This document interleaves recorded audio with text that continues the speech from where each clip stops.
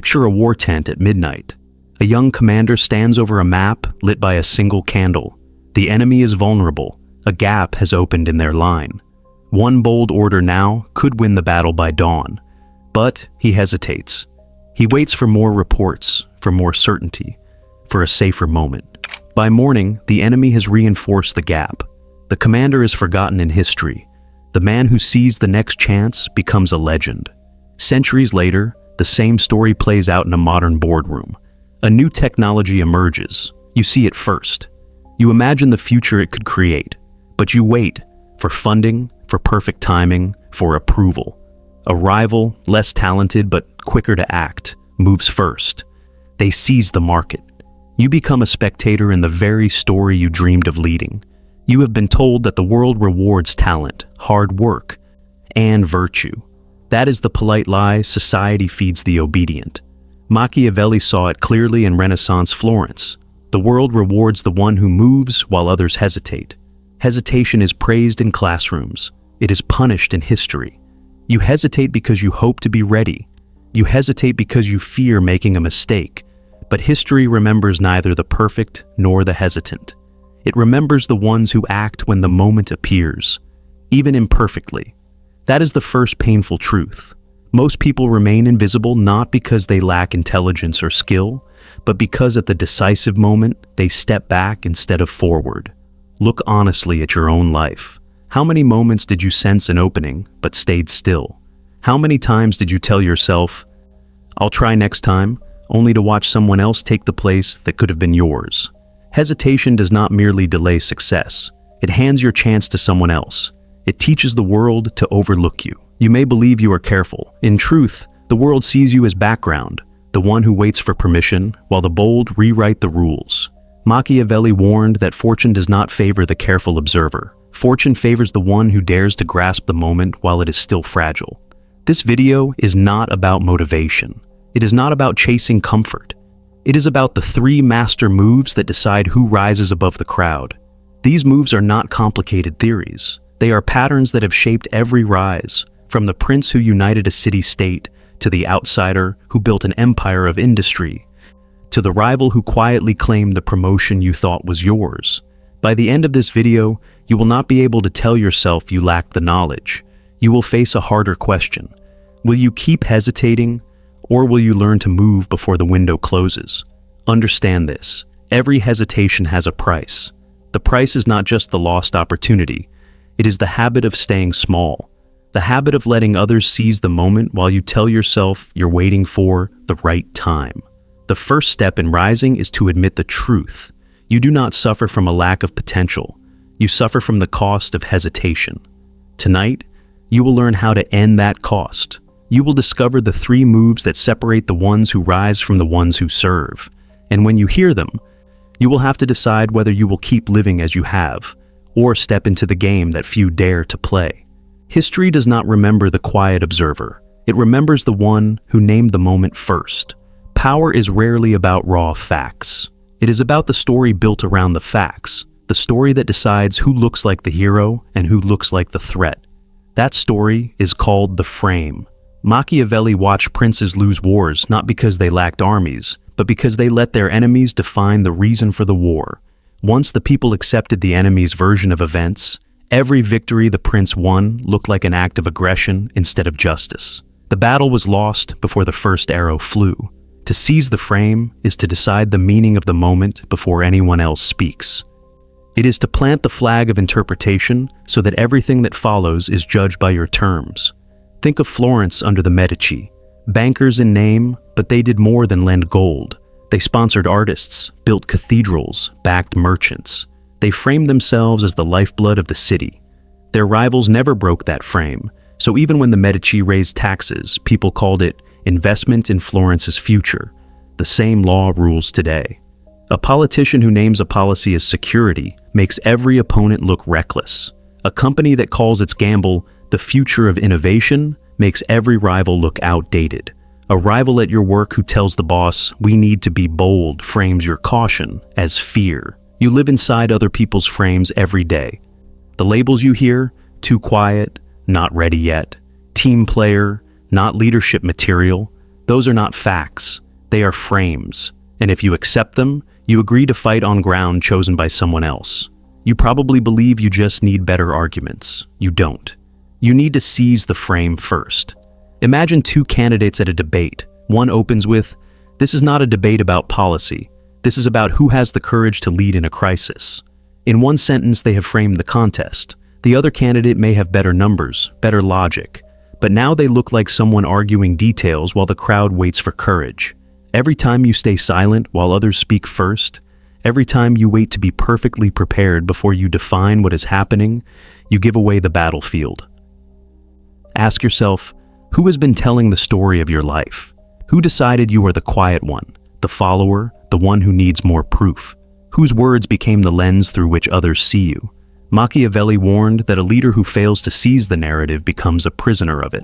The crowd judges not the bare act, but the story that explains the act. Frame the story, and the same act becomes courage instead of cruelty, vision instead of risk. You hesitate because you fear being wrong. But in the world of frames, the first voice often sets the definition, and the second voice sounds like an excuse. Seizing the frame does not require eloquence. It requires nerve, the nerve to speak first, to declare what this moment means before your rival defines it for you. You will notice a strange thing when you start doing it. The facts often stay the same, but the power shifts.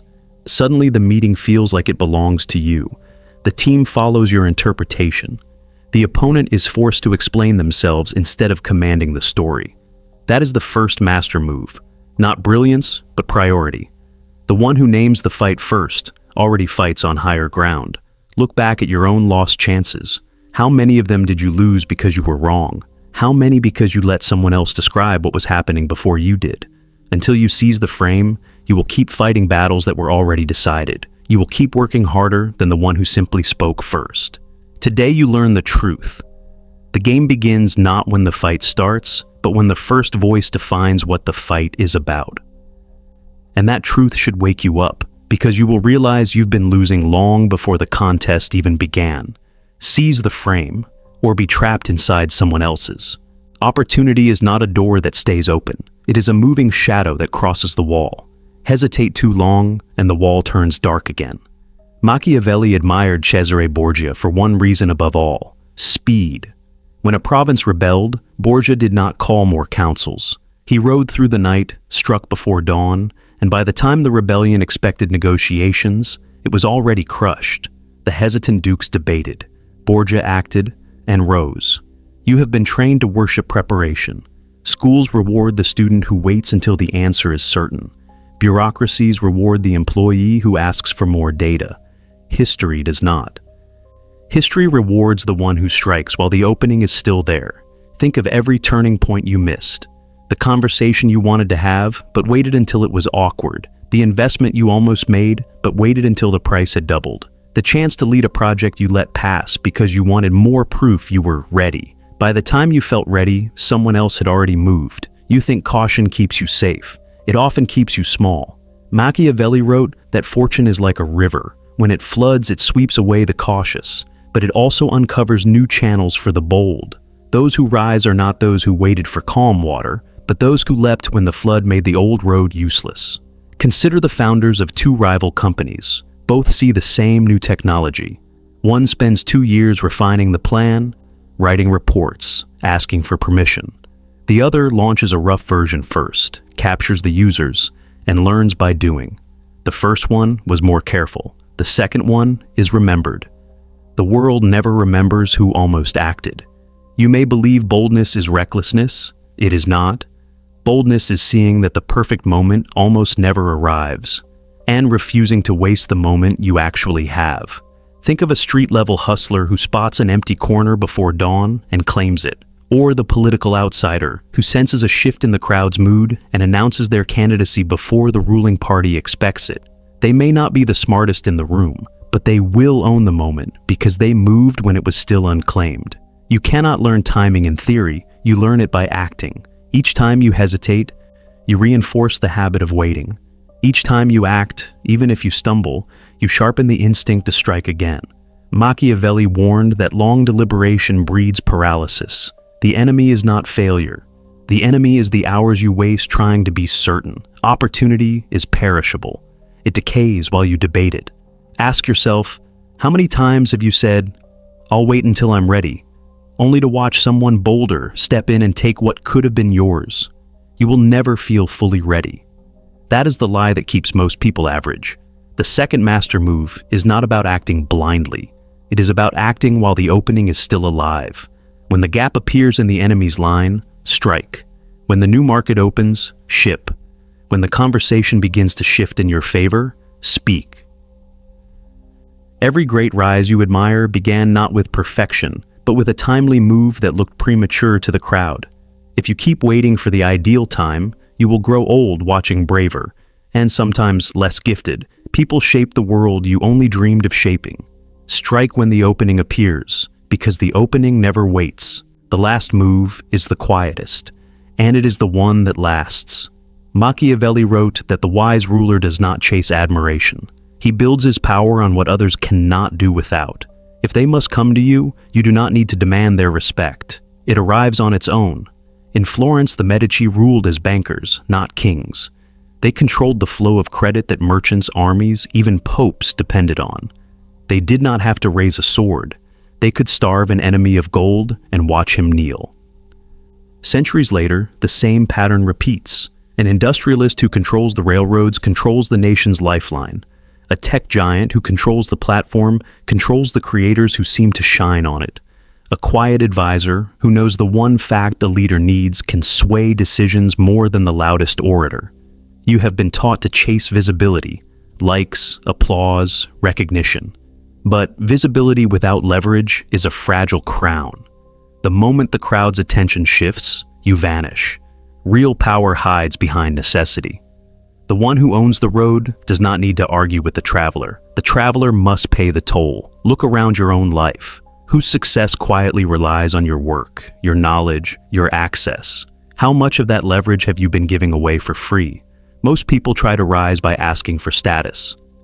The shrewd rise by making themselves indispensable. The visible boast, but the indispensable decide. A young professional may work harder than anyone else, but if the company can replace him tomorrow, his hard work buys little power. Another colleague may hold a crucial client relationship, lose her, and the company loses the account. She does not need to beg for recognition. Her leverage speaks for her. Machiavelli warned princes not to rely on borrowed strength, mercenaries, temporary allies, the applause of the mob. Such support can be withdrawn overnight. Lasting power comes from controlling what others cannot easily replace. You do not have to own a bank or an empire to apply this law.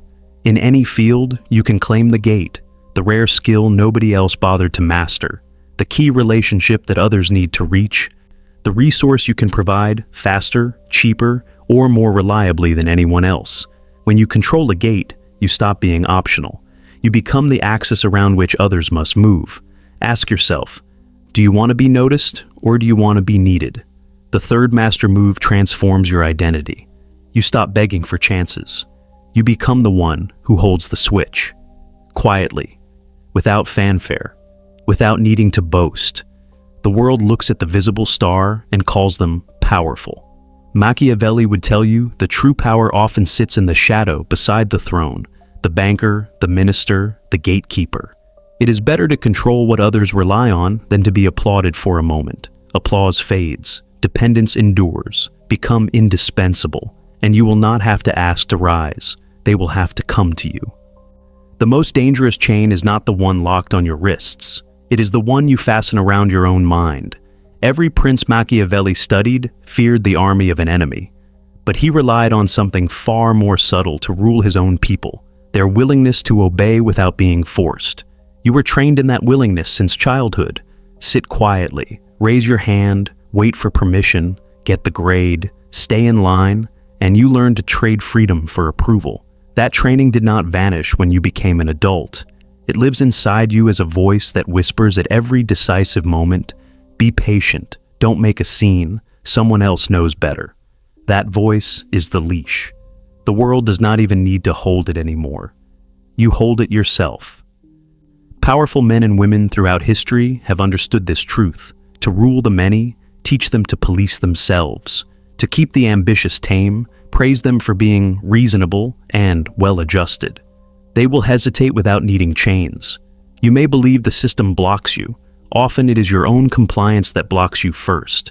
You censor yourself before anyone else does. You delay your move because you still want permission. You soften your words because you still want to be liked.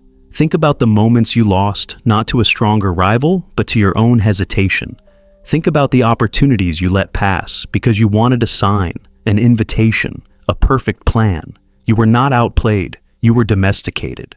Machiavelli warned that fortune is seized by those willing to do what the obedient find uncomfortable.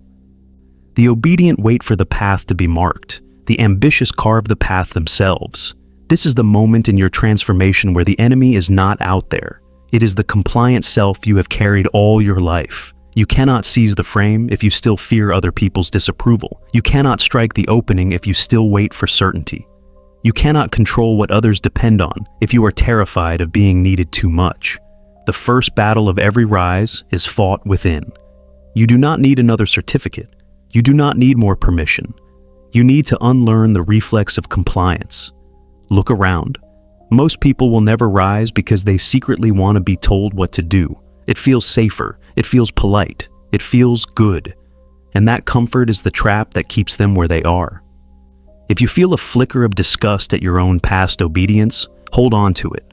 That disgust is the beginning of freedom. This is the inner leash snapping. This is the moment you realize no one is coming to hand you the right time, the right plan, the right words. You will either claim them or stay as you are. To use the 3 master moves, you must first kill the obedient self, not with anger, with clarity. You do not exist to be approved. You exist to act. The pattern you've heard is not a theory. It is the same pattern that has raised rulers, toppled empires, built fortunes, and crowned strangers across centuries. Look back to Florence. The Medici did not simply have money. They seized the frame by presenting themselves as patrons of art and saviors of the city. They struck openings before rivals could rally. And above all, they controlled what others depended on, the credit that fueled merchants and armies. Centuries passed, but their rise followed the same 3 moves. Move forward to Versailles. Louis XIV turned a fractured kingdom into a stage with himself at the center. He framed himself as the Sun King.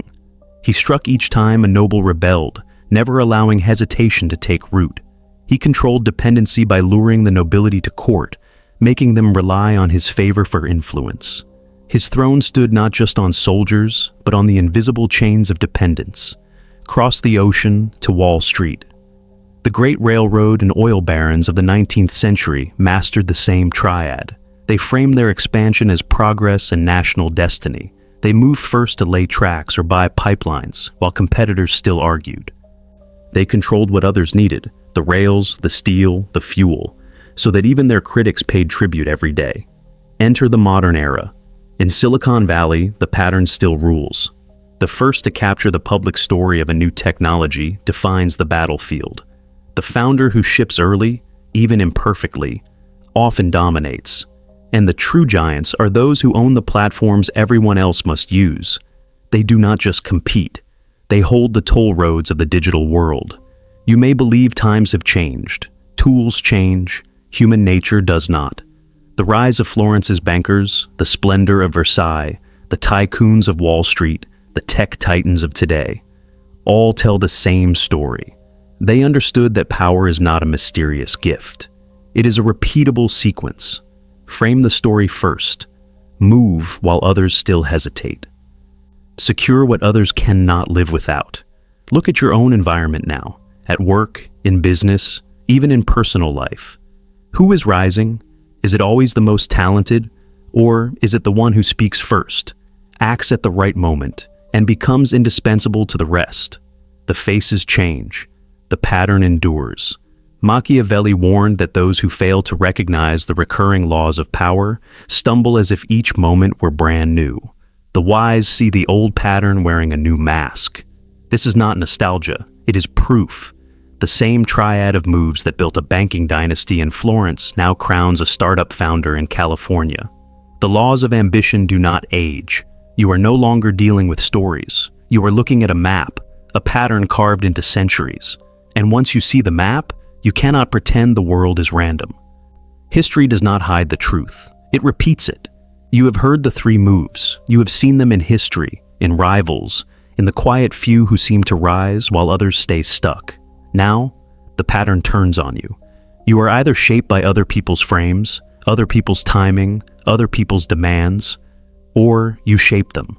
There is no neutral ground. A pawn moves only when another hand moves it. A player moves by their own choice, and often moves the others. Look at your own story. How often have you played the pawn? How often have you waited for someone to name what the situation was, to invite you, to open the path? How often have you been in motion, but along lines someone else drew? That is the hidden truth most people never face. Their weakness is not fate. It is the habit of living as a piece on someone else's board. The first move, seize the frame, showed you that if you do not name the fight, you will be fighting under someone else's definition. The second move, strike when the opening appears, showed you that if you do not move in time, the chance will belong to someone bolder. The third move, control what others depend on, showed you that if you do not hold a gate of necessity, you will always be expendable. Together, they reveal the same law. Power is not given. It is claimed by the ones who act before others can shape them. You do not need to be born into the right family. You do not need the applause of the crowd. You need a shift from the waiting self to the acting self. Pause for a moment. Think about the last few years of your life. Count how many times you have been a pawn, following frames you did not set, waiting for permission you never got, serving the plans of someone whose leverage you envied. That awareness should burn. Let it. Because that burn is the friction where the old self begins to crack. Machiavelli wrote, "Not for princes born in silk, but for the ambitious in a dangerous world, the ones who had to rise without waiting for destiny's blessing." He understood that the battlefield of power begins in the mind.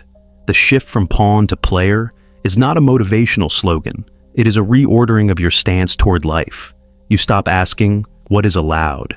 You start asking, "What must I seize?"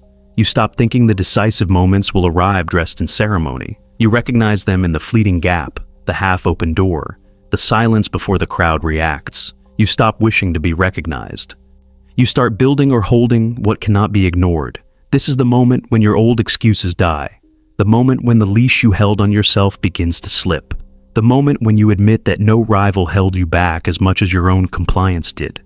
You may feel a tremor of resistance, that small voice saying, "But what if I fail?"